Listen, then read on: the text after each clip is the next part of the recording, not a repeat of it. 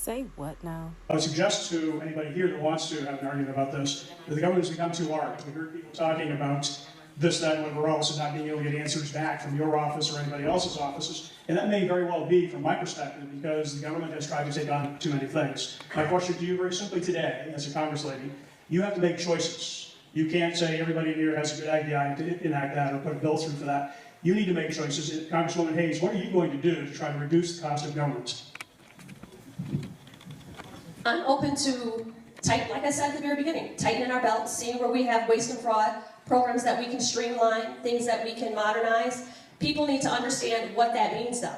Could I also suggest to you that we are here today partly because you didn't make choices in the prior administration where people who didn't go to college were being asked to pay off the loans of those that did go to college. What was your voice? Everyone. You talked about Constitution, you talked about illegality and things of that sort. And to my understanding, the forgiveness of student loans was not legal. So were you making choices about that? And again, I'm talking to you as a taxpayer. Yes, absolutely. I'm up to here on taxes for the federal government.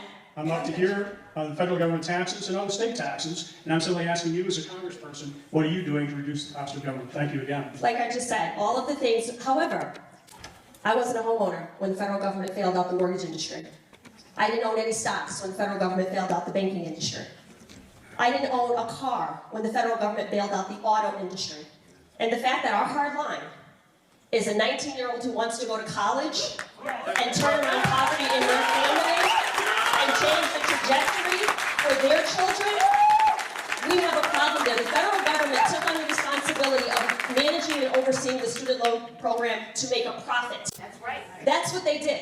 So you had people who, long before Obama, but even if it was, okay, I'll give that to you, even if it was Obama, we have a responsibility. It's a relay. We go from one administration to the other. This idea that, oh, this was Obama's fault, because what was spent in the student loan forgiveness program doesn't even come close to the Tax Cuts and Jobs Act, where 93% of the benefits went to the top 1% of the population.